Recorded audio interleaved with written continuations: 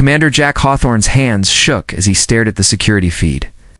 The colony's emergency lights painted everything in harsh red pulses. Through the grainy video, he watched armed soldiers in black armor storm through Europa Colony's residential sector. "Sir, they've breached the school complex," his officer reported. Jack's throat went dry. Catherine, his 8-year-old daughter, was in there. The feed switched to the school's interior cameras. Children huddled under desks, while teachers tried to barricade the doors. Jack recognized Catherine's brown ponytail in Miss Weber's third-grade classroom. "Get me a direct line to Europa Command," Jack ordered, his voice cracking. Now, but it was too late. The doors burst open. Soldiers with pulse rifles poured in, wearing the red stripe of the separatist forces on their shoulders. They moved with terrifying efficiency, ignoring the screaming teachers and going straight for specific children. "No," Jack whispered. "Oh, no, no." He watched helplessly as they grabbed Catherine. She fought back, kicking and screaming as they injected her with something. Her small body went limp. "Sir, we're getting reports of similar attacks on 12 other colonies," Lieutenant Peters said. "They're targeting children between ages 6 and 10. All of them showing signs of neural compatibility." Jack slammed his fist on the console. He was stuck on this damn command ship, light minutes away from his daughter. The Separatists had timed it perfectly. "Launch rescue ships," he ordered. "Every available vessel, sir." Peters hesitated. "Command is denied deployment. They're saying the risk is too high." Jack spun around. "The official response is to contain and minimize civilian casualties. They're writing off the taken children as acceptable losses." The words hit Jack like physical blows. On the screen, the Separatist ships were already pulling away from Europa, carrying their precious cargo. Carrying is Catherine. He accessed Catherine's medical files with shaking fingers. There it was. Her latest neural scan showed unprecedented compatibility ratings. They had taken her because she was special. Jack stood up slowly, his mind racing through options. The experimental stealth ship in Hangar 6, his high-level access codes, the emergency supplies he kept ready. "Sir?" Peters watched him nervously. "What are your orders?" Jack pulled off his commander's insignia and dropped it on the console. "Tell them I resigned. But sir, that's desertion. I'll hunt you down. Let them try." Jack headed for the door, his steps firm. "They took my daughter. Now they'll learn what that means." He walked quickly through the corridors, already planning. He'd need to wipe his military profile, steal the ship, and find someone who could track the Separatists. They thought they could just take these children and turn them into weapons. They thought no one would fight back. They were wrong. Dead wrong. Jack reached the hangar doors and entered his override code. Behind him, alarms began to blare. The stolen stealth ship cut silently through the darkness of Mars orbit. Jack hadn't slept in 3 days, his eyes fixed on the scanner readings. He needed help, and there was only one person who might understand. Diana Martinez lived in the underground tunnels of Mars Colony 6, hiding from both Earth forces and Separatists. Jack found her in a dingy bar, surrounded by broken screens and the smell of cheap synthetic alcohol. "You're either brave or stupid coming here," Diana said, her scarred face half hidden in shadow. "Oh. Military types don't last long in these parts. They took my daughter," Jack said. "Oh. "Just like they took your sister." Diana's hand tightened around her glass. Get out." "The Neural Integration Program. You tried to expose it 5 years ago. Nobody believed you about the kidnappings, and now they're taking more kids." Diana stood up. "What makes you think I care?" Jack pulled out a data chip. "'Cause I have proof. Security feeds, medical records, everything. But I can't track them alone." Diana's eyes locked onto the chip. Jack saw the old pain there mixed with something else. Hope. "The Separatists have a research facility," she said quietly. "Deep in the Kuiper Belt. I almost found it once, but someone warned them. Someone high up." Jack leaned forward. "Who?" "Adrian Cole." The name hit Jack like a physical blow. "It's impossible. Cole was my mentor. He died in the Europa conflict." Diana laughed bitterly. "Is that what they told you? He's running the whole program?" children, the experiments, everything. Jack's mind raced. Cole had always been interested in Catherine, asking about her test scores, her dreams. Oh, Jack understood why. They moved to Diana's hidden office, walls covered in star charts and classified documents. Her computer system broke through layers of encryption, revealing transport routes and supply chains. There, Diana pointed to a cluster of coordinates. Regular shipments of medical supplies and quantum computing cores. Has to be the facility. A message flashed across her screen. Diana's face went pale. What is it? Jack asked. New data packet, starting the final phase.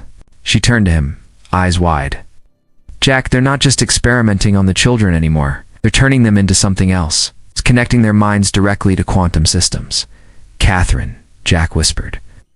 We have 24 hours before the process becomes irreversible. Diana grabbed her weapons belt. After that, your daughter won't be human anymore. Jack stared at the coordinates, his hands shaking. Then we go now. Wait. Diana pulled up another file. There's something else.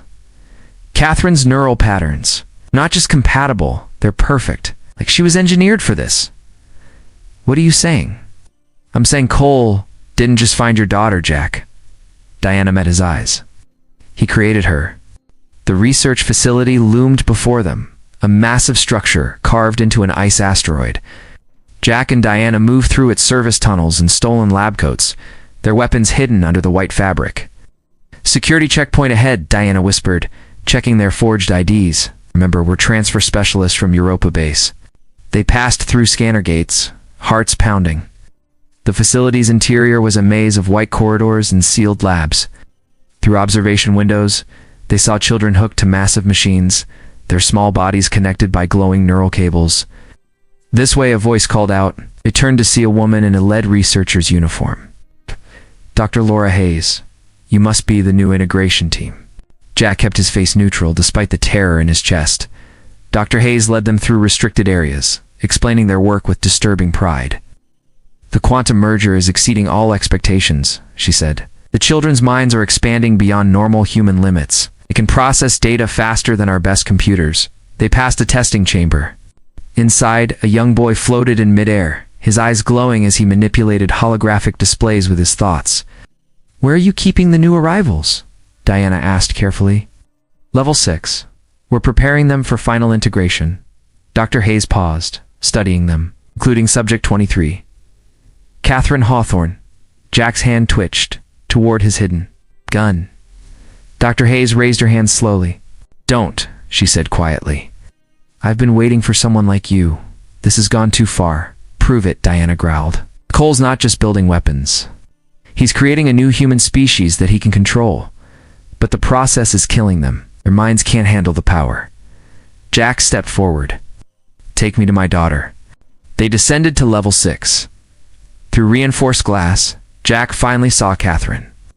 She floated in a blue suspension tank, neural cables spreading from her spine like dark wings. Catherine. He pressed his hand against the glass. Her eyes snapped open. They glowed with an unnatural blue light. We have to get her out, Jack said. Wait, Dr. Hayes warned. The integration has already begun. If we disconnect her wrong, it could kill her. Alarms suddenly blared. Red lights flashed through the corridors. Hey, they know you're here, Dr. Hayes said. Cole is coming. Catherine's eyes fixed on Jack. The lights in the facility flickered. Equipment sparked and exploded around them. What's happening? Diana shouted over the chaos. She's accessing the facility's systems, Dr. Hayes said in horror. Her power levels are off the charts. The suspension tank cracked. Blue fluid leaked onto the floor. Catherine rose from the tank, neural cables writhing like tentacles. Her feet never touched the ground. Catherine, baby, it's Dad. Jack stepped forward. I'm here to save you. Catherine tilted her head. When she spoke, her voice echoed with mechanical harmonics. Dad. Her face twisted in confusion and rage. You let them take me? I'll take everything from you.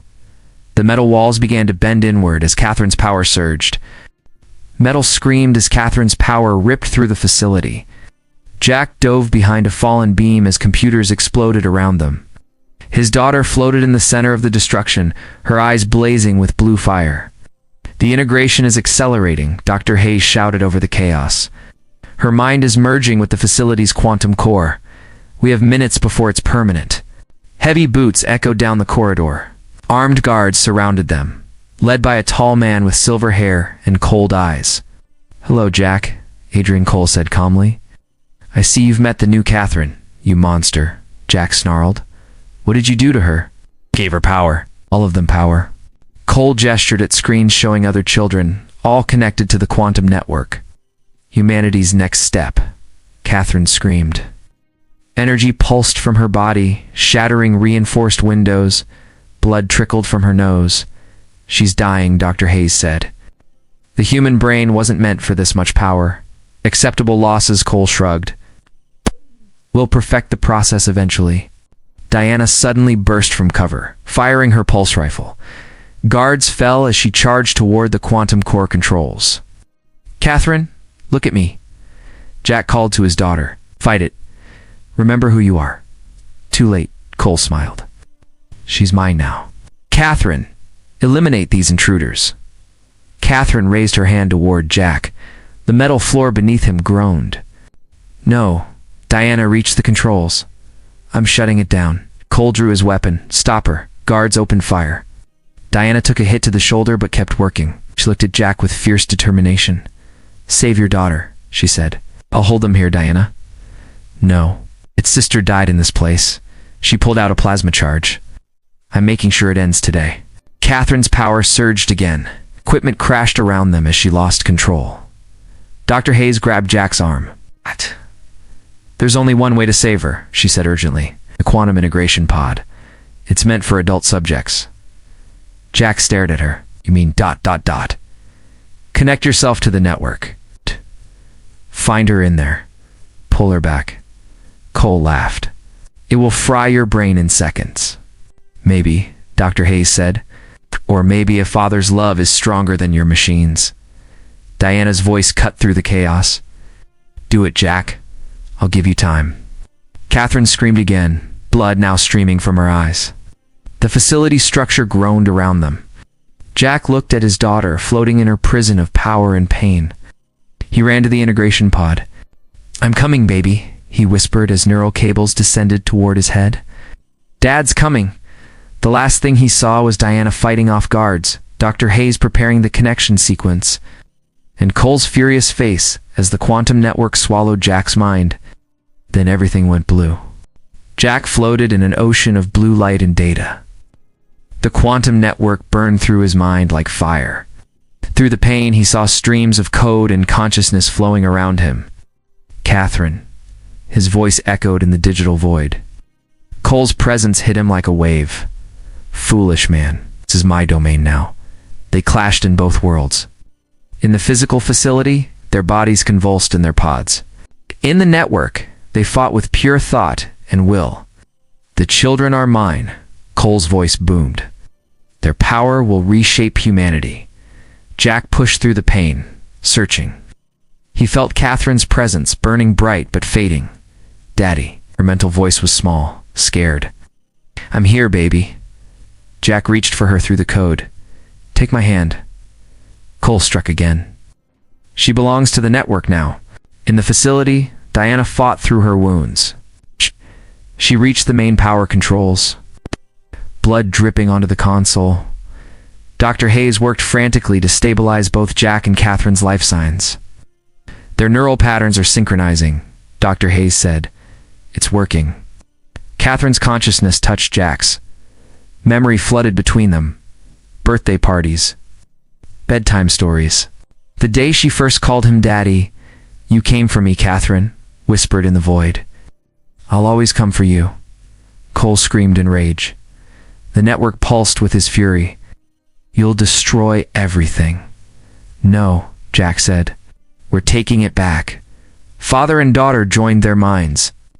Power surged through the facility, but this time it was controlled, purposeful. Other children in the network stirred. They felt Catherine's call. One by one, they broke free of Cole's control. "What are you doing?" Cole howled. "Showing them the way home," Jack said. Diana slammed the plasma charge into the quantum core. Now, the explosion ripped through the facility. In the network, Jack and Catherine pulled away from Cole's grasp.